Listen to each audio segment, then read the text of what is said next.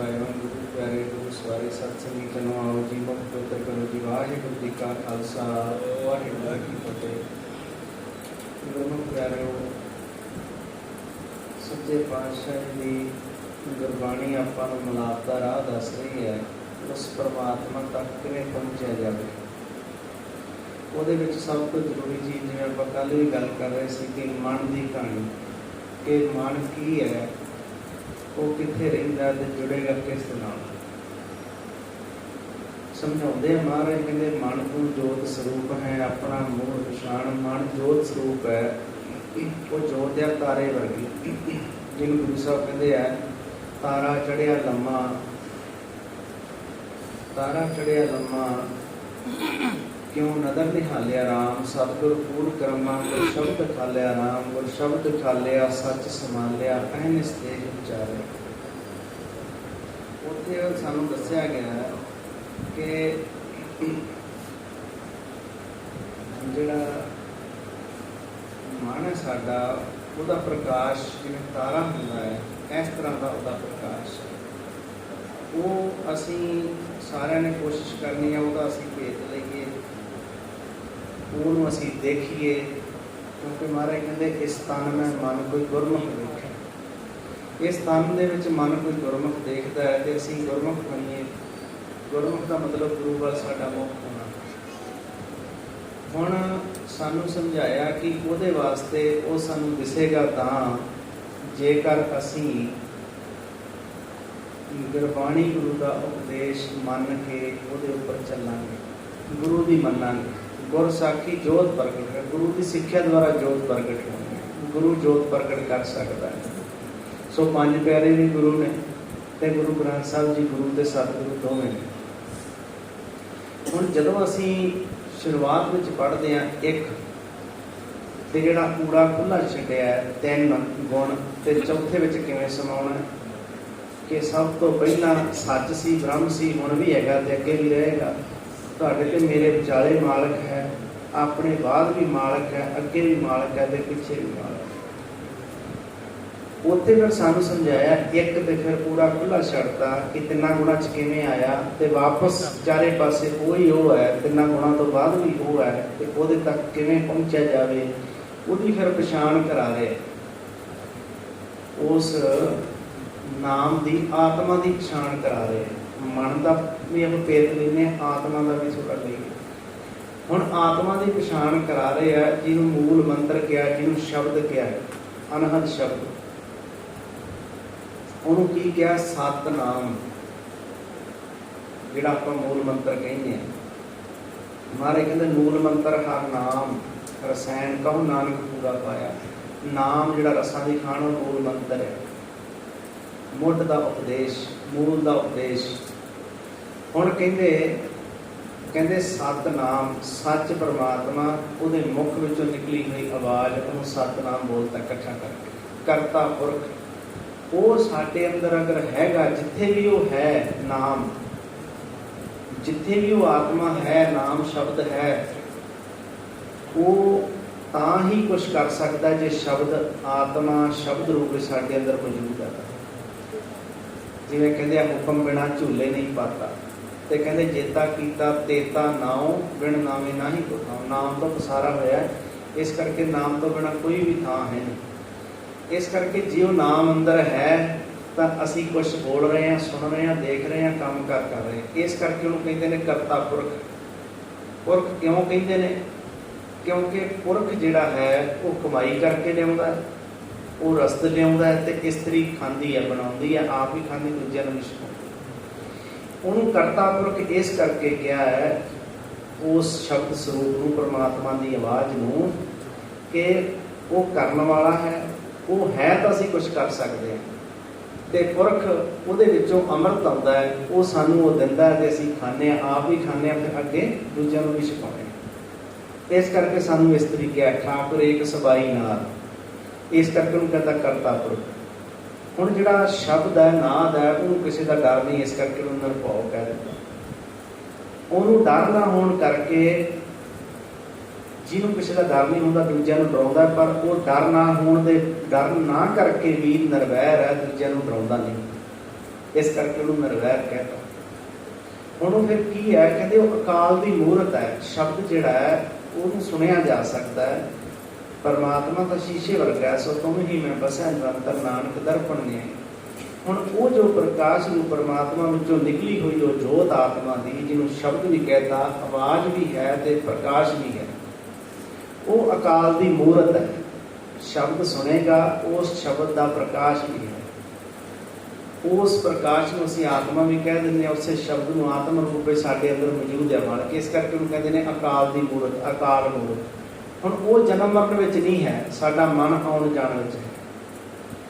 जे असीं उहदे नाल जुड़ गए इत्थे उपर, ते साडा मन जिहड़ा जन्म मरण तो रहत हो जाएगा। जे उरले पासे काम करो, रोह मोह हंकार नाल जुड़ गए, तो सानूं दुबारा जन्मां विच आउणा पएगा। लेकिन वो अजूनी है, इस करके उन्होंने कहता अजूनी। पैदा कितों होया? मालक अपने आप तो पैदा होया। मालक ने अपने विचों उन्होंने प्रगट किया, इस करके वो सै भंग है, स्वैं भू अपने आप तो पैदा होया।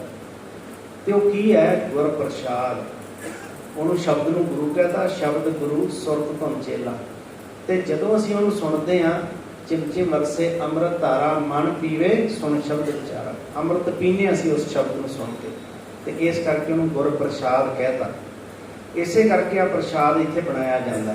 हुण असीं इस उलझण विच फस जाते हैं कि जी कड़ाह प्रसाद की देग होनी चाहिए, असीं पतासियां दा प्रसाद बन सकते। वो एक सानूं समझाउण वास्ते है कि वो प्रसाद का मसला की कारण की है, क्यों इस बनाया जाता प्रसाद। वो सानूं समझाउण वास्ते है कि जिवें असीं इत्थे आए हैं, सानूं प्रसाद दिता जाता, जिवें असीं अंदर जावांगे सानूं उत्थे भी साडा मूँह मिठा होएगा।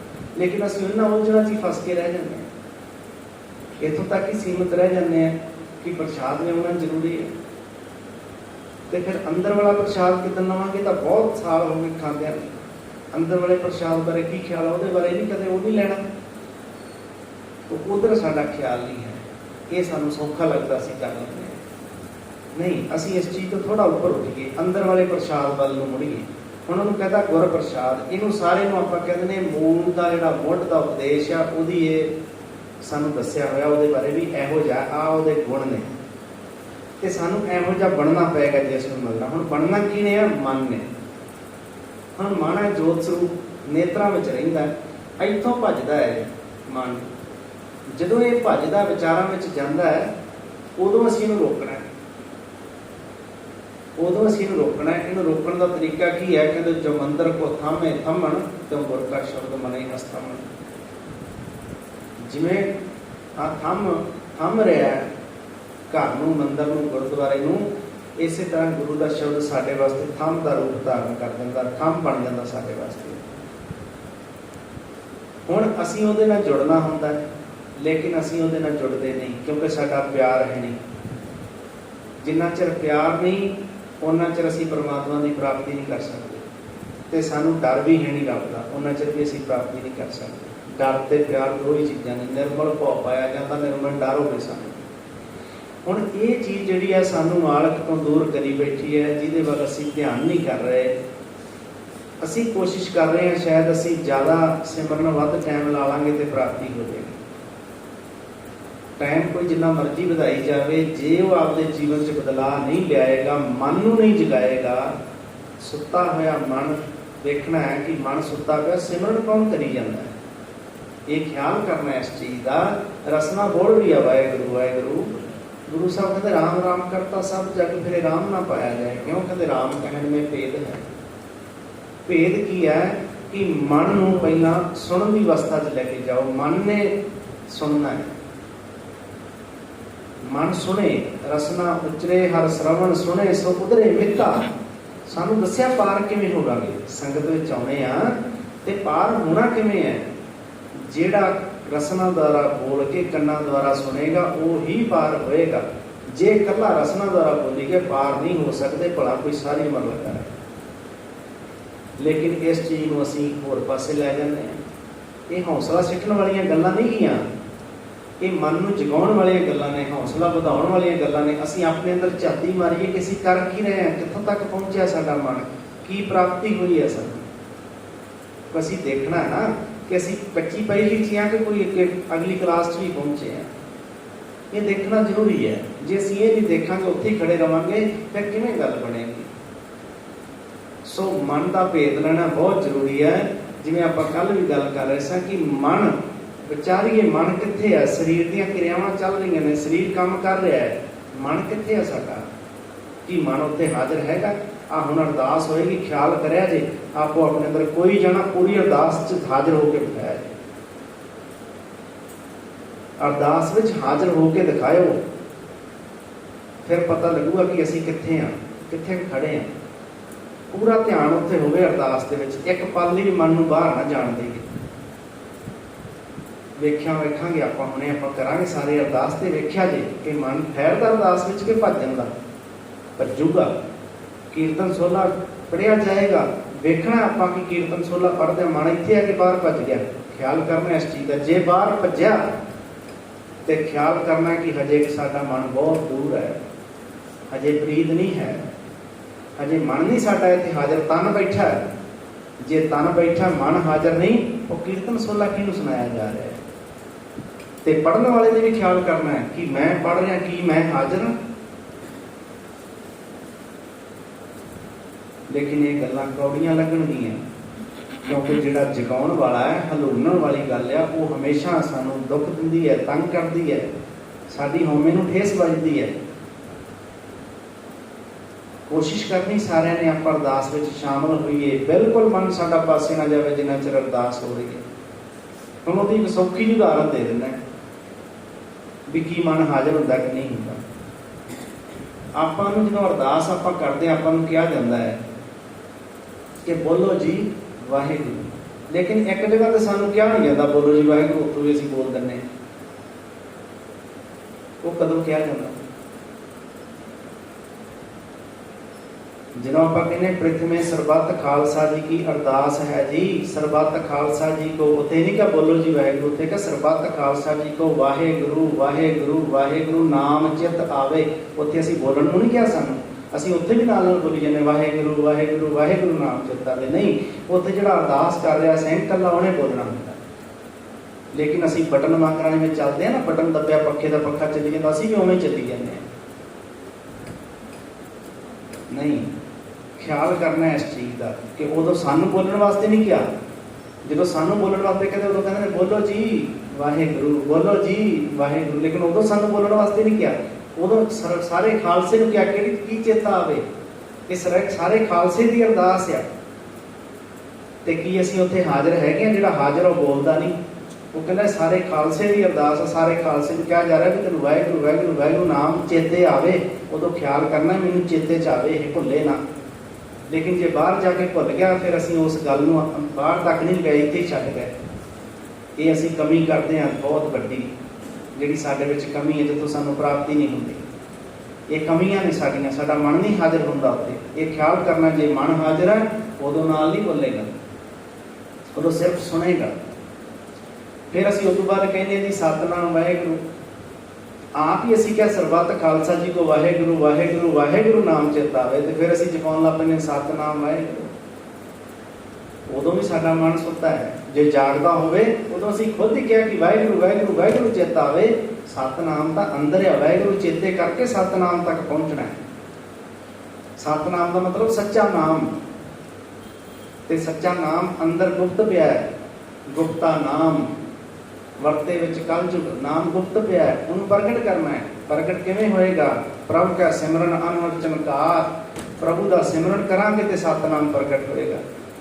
लेकिन असीं नाल नाल हुण वेख लो, हुण जदों कोई आउंदा आपां उधर वेखण लग जांदे, इत्थों ही पता लगदा मन साडा किन्ना हाजिर है। साडा मन हाजिर नहीं, साडा मन इस पासे चाह ही नहीं रहा। हजे कोई विरले ने गुरमुख जिन्हां दा मन चाह रहा है, जिहड़ा इस अवस्था की प्राप्ति वास्ते आउंदा, वो आसे पासे नहीं देखदा। ਉਹਦਾ सिर्फ मतलब है कि मैं ज्ञान लैण वास्ते आया, इस ज्ञान की मैं कमाई करनी है, मैं शब्द की कमाई करनी, मैं सच नाल मिलाप करना है, मेरा आसे पासे ना कोई मतलब नहीं।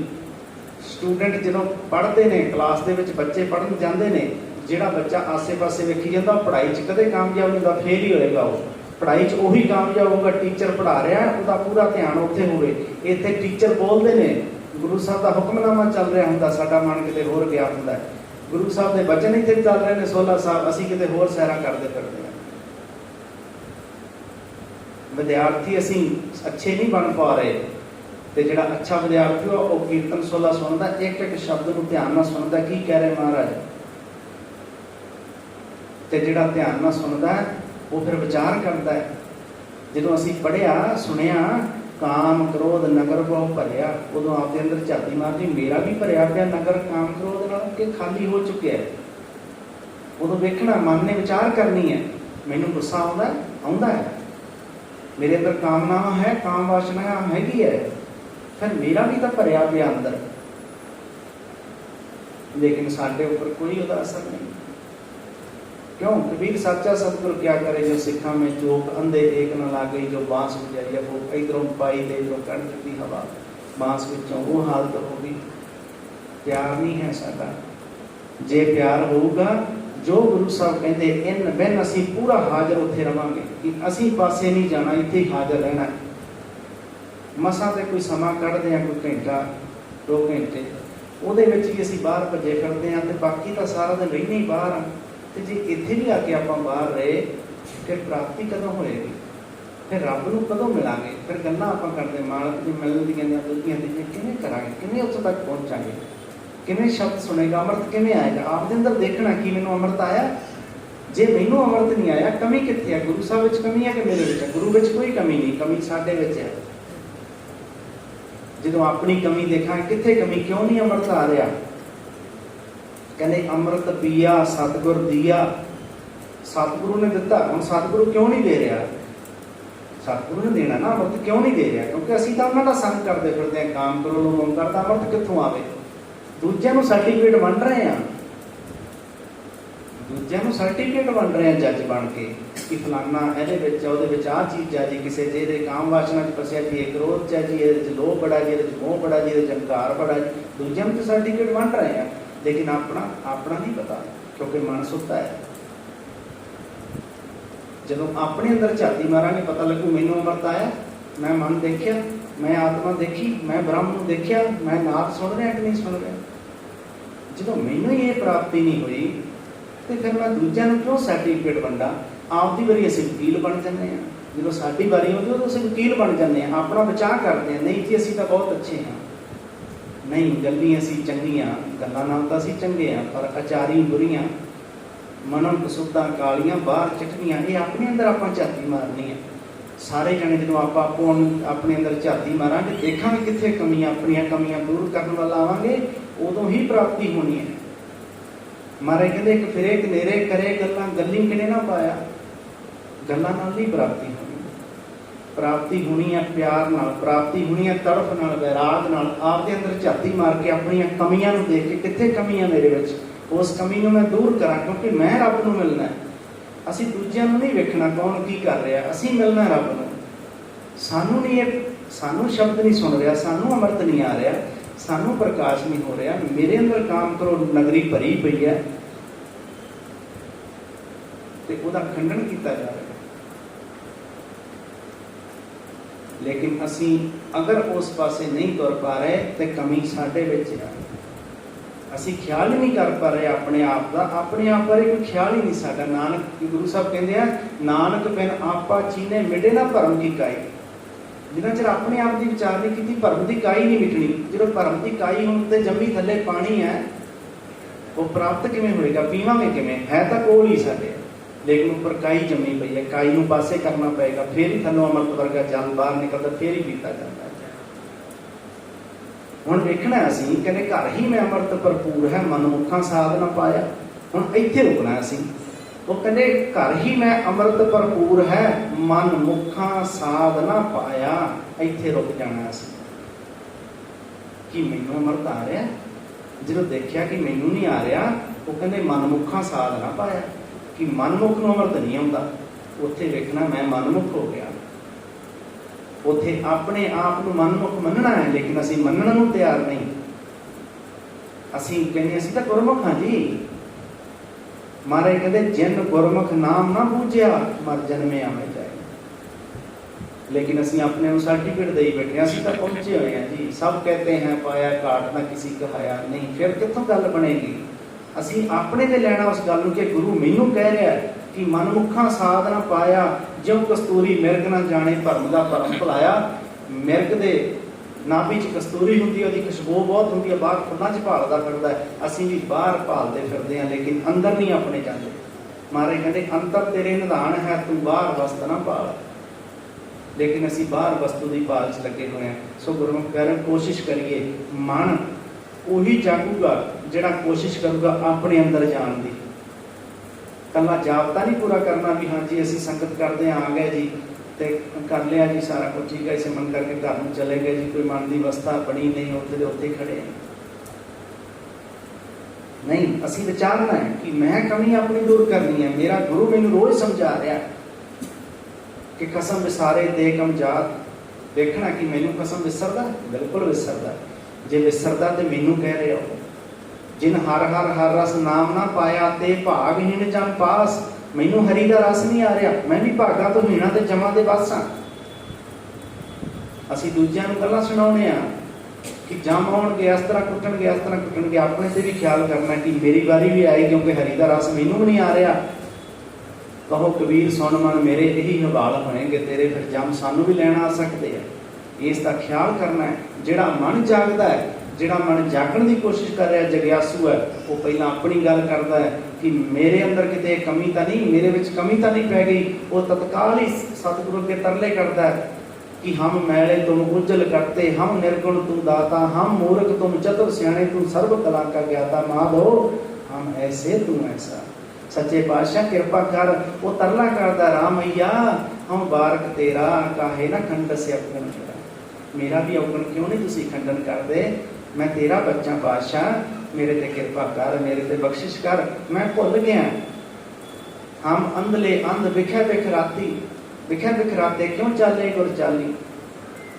किवें चलिए गुरु दे मार्ग ते। वो कहते सतगुरु दया करे सुख दाता, हम लावै आपन पाली। अपने पल्ले ना लाया कि नहीं लाया, कि आवाज हर वेले गूंज पैरी पूरी कि नहीं पैरी।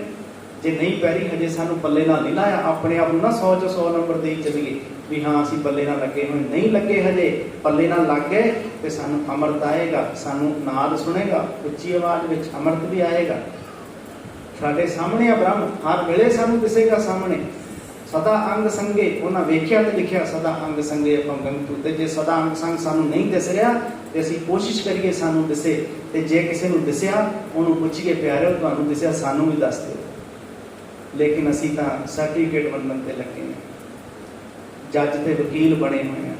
जो अपनी बारी आती जो वकील बन जाते हैं, दूजे की बारी आती जो जज बन जाते हैं ना। आप ये काम ना करिए।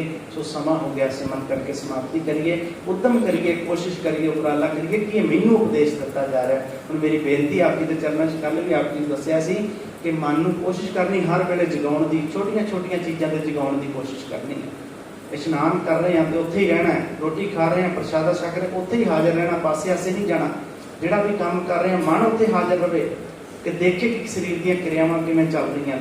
हुण कीर्तन सोहले का पाठ होएगा, आपां ध्यान नाल सुनना है, अरदास होएगी ध्यान नाल, शाम नूं कोशिश करनी सारिਆਂ ने साडा मन पासे हो जाए।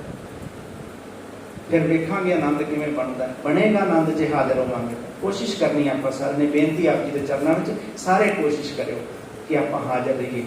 सो महाराज कृपा कर सारे नाम दियां दातां बख्श के नवाजन, हर वेले अपने नाल जोड़ के रखण। जिहड़े गुरु प्यारां नूं अकाल पुरख वाहिगुरू ने नाम की दात बख्श दी, उन्हां दा नाम च निवास बख्शण, हर वेले अपने नाल जोड़ के रखण। ये मालिक के बेनतियां जो दुनिया अरदासां ने, आओ सिमरन करके समाप्ति करिए।